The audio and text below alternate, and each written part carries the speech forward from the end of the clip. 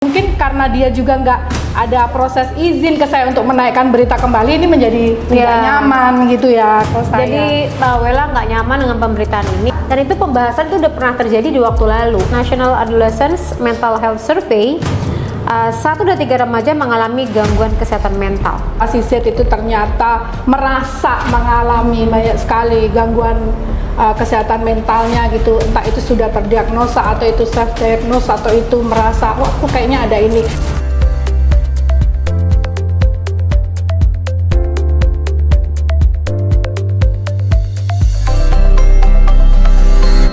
Assalamualaikum warahmatullahi wabarakatuh. Welcome back my YouTube channel Poppy Amalia. Kamu sadar gak sih kalau akhir-akhir ini kesehatan mental menjadi perhatian penuh banget ya untuk seluruh masyarakat di Indonesia.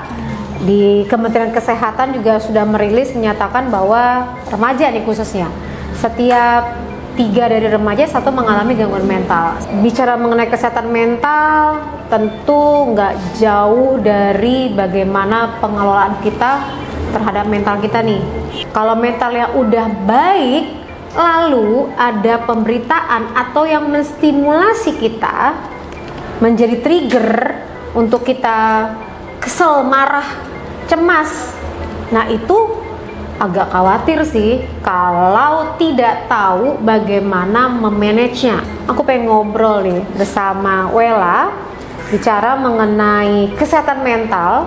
Apa perasaannya? Ada pemberitaan, menaikin lagi beritanya, dan yang menariknya lagi, berbagai macam opini orang yang bertemu dengan Wella pada waktu itu tidak melihat Wella, tapi melihat dengan personality yang berbeda. Harus disampaikan juga bahwa Wella ini hadir kemari juga dengan kesadarannya untuk mau diskusi mengenai kesehatan mental dan apa yang dirasakannya. Jangan sampai nanti disalah persepsikan bahwa wah pembahasan ini kan harusnya nggak boleh tayang ya. Ini udah ada surat dari Wella yang menyatakan boleh cerita ini boleh disampaikan gitu loh. Oke, disclaimer dulu nih sebelum saya jelasin ya, supaya nggak ada yang komplain. Oke. Hai Wella, assalamualaikum. Waalaikumsalam. Halo Mbak Poppy. Si Wella ya, dia makin fresh ya nggak sih? Perhatiin gak sih, udah sampai lipstiknya sama sama kacamatanya warnanya ya. Dan kemudian dari tadi tuh aku ngobrol sama Wella, itu dia ketawa-ketawa full of smile ya. Dia happy banget, kayaknya nggak lebih tegang saya deh kayaknya dari tadi. Kita mau syuting aja kan? Iya tolong ini. Kayaknya lebih tegang saya nih, kayaknya saya harus lebih more relax gitu loh. Iya. Jadi saya senang banget sama Wella. Apa kabar Wel? Baik sekali Mbak. Baik, Poppy ya? apa kabar? Baik, alhamdulillah. Cuman ya tadi Wel, aku agak khawatir aja sih Wel, akhir-akhir ini kasus dari masalah kesehatan mental ini menjadi perhatian ya gitu kan. Tahun 2022 nih guys ya, melalui Jackpot Apps, prevalensi tertinggi mengalami gangguan kesehatan mental adalah generasi Z loh, sebesar 59,1%. Kedua adalah generasi milenial 39,8%, dan yang ketiga adalah generasi X 24,1%. Survei yang dilakukan juga tahun 2022, Indonesian National Adolescents Mental Health Survey, 1 dari 3 remaja mengalami gangguan kesehatan mental. Nah, ini menjadi perhatian penting. Udah gitu penyebab daripada gangguan mental yang paling tertinggi adalah perundungan yang paling tinggi. Nanti kita akan bahas ya Wel mengenai hal itu. Cuman kemarin Wel sempat menyatakan kepada aku nih kalau ada pemberitaan nih Wel. Ya, kita ngeliat beritanya di sini ya, ada beritanya nih. Nah, tanggapan kamu dengan adanya pemberitaan yang baru itu seperti apa Wel? Sebenarnya itu kayaknya dari liputan-liputan yang lama kemudian dirangkum sama si pemberita ini ya. Sebenarnya kalau aku lihat sebenarnya nggak ada sih pemberitaan yang menyudutkan, itu tidak ada. Bahkan di situ dari caption akhirnya dia juga menyatakan dari pengobatan tersebut, dari proses terapi tersebut, Wella kemudian menjadi baik-baik saja, menjadi lebih baik sekarang, gitu, berprogres baik. Memang tidak ada pemberitaan yang menyudutkan. Akan tetapi pemberitaan ini, makanya saya hari ini ada sharing bareng Mbak Popi ini untuk memberikan informasi berita yang berimbang daripada konten tersebut, biar ini berimbang gitu informasinya gitu. Mungkin karena dia juga nggak ada proses izin ke saya untuk menaikkan berita kembali, ini menjadi tidak nyaman gitu ya kalau saya. Jadi Mbak Wela nggak nyaman dengan pemberitaan ini, dan itu pembahasan itu udah pernah terjadi di waktu lalu. Kemarin 2 tahun yang lalu aku juga sudah ngebahas Wela dengan kehidupannya yang sudah luar biasa 2 tahun yang lalu ya. Nah sekarang ini progresnya makin baik gitu loh. Nah kalau misalnya menaikkan pemberitaan tanpa izin, itu kan akan membentuk sebuah opini. Iya. Akan membentuk sebuah image. Nah, kalau Wela sekarang sudah bekerja di katakanlah di organisasi atau instansi tertentu, kemudian juga mungkin lagi jual produk tertentu, khawatir nggak sih akan membentuk image bahwa ini udah sembuh belum sih gitu loh? Atau dia udah menjadi real Wela atau belum ya? Karena nanti dampaknya kalau di organisasi atau industri memotret kompetensi individu itu harus dilihat dari kepribadiannya nih Wel, Ya. gitu loh. Walaupun dia tidak menyudutkan ya, tapi ini viral. Nah, gimana Wel tanggapannya? Ya, itu sih sebenarnya tantangan bukan hanya saya ya. Sebenarnya teman-teman saya juga yang sama-sama penyintas mental disorder itu adalah tantangan kami, yaitu yang paling terbesarnya adalah di dunia kerja. Ya. Itu yang paling terbesarnya. Jadi terbesarnya apa? Apakah tidak ada penerimaan dari mereka?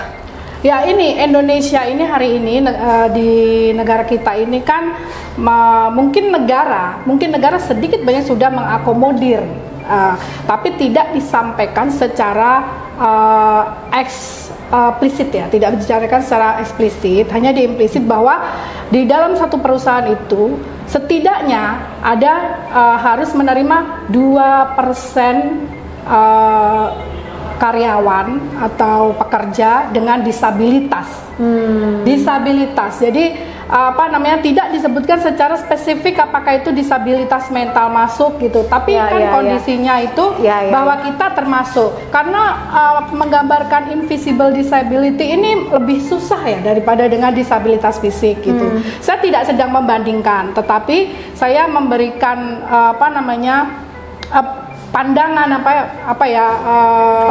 opini ya, buat opini kepada perspektif lah ya sama teman-teman tuh bahwa di negara kita ini kita teman-teman yang dengan mental disorder yang sudah tertangani dan kemudian kita mampu berfungsi sosial, terus kognitif dan bisa menjalani normatif, produktif kita itu dan afeksinya baik dan afeksi. Nah itu kita itu memang agak kesulitan berada di dunia kerja. Yang ketika di dunia kerja itu diketahui bahwa si A mengidap bipolar disorder, si B mengidap DID, si C schizophrenia.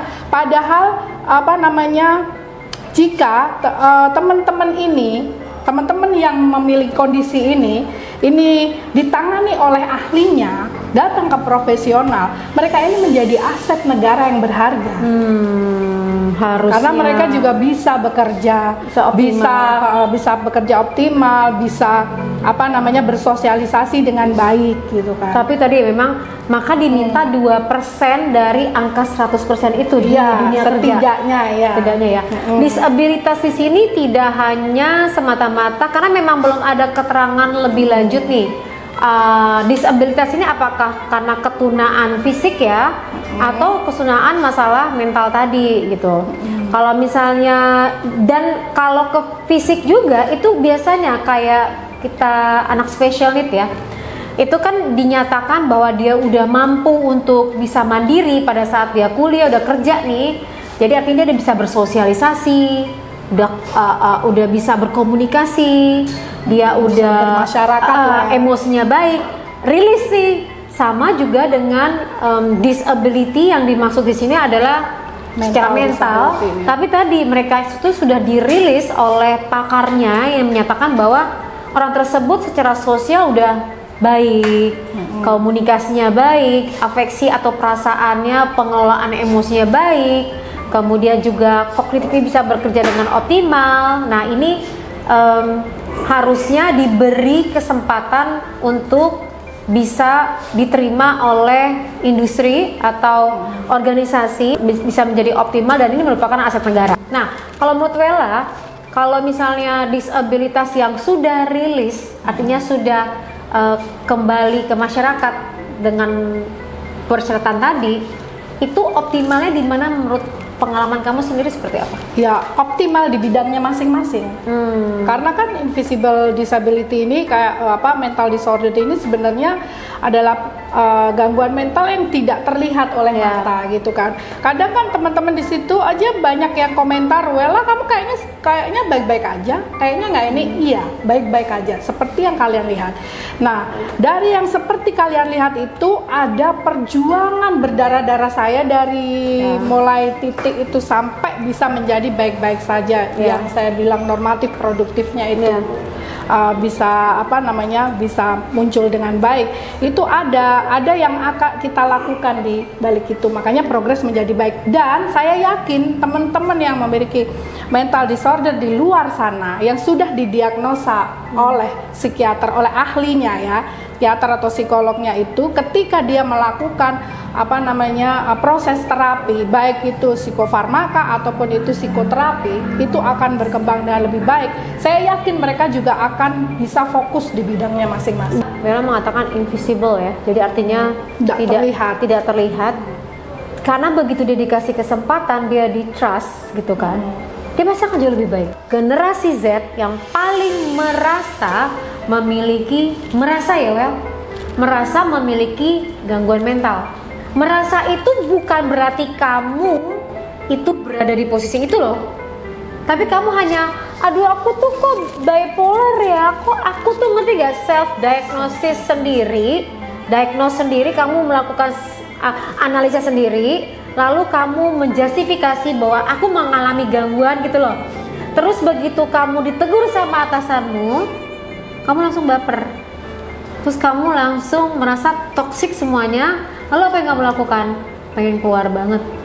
Nah, itulah yang mengakibatkan sekarang fenomena untuk generasi Z di HR, di organisasi punya masalah nih, Mel.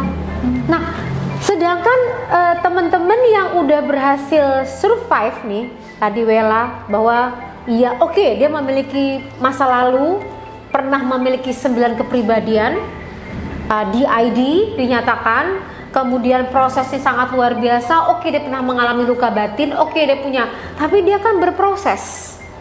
Dan Wella berhasil meninggalkan kondisinya dan menjadi optimal. Saya udah menyatakan 2 tahun yang lalu, bahkan 2 tahun lalu sebelumnya juga sudah rilis tuh. Cuman perspektif orang terhadap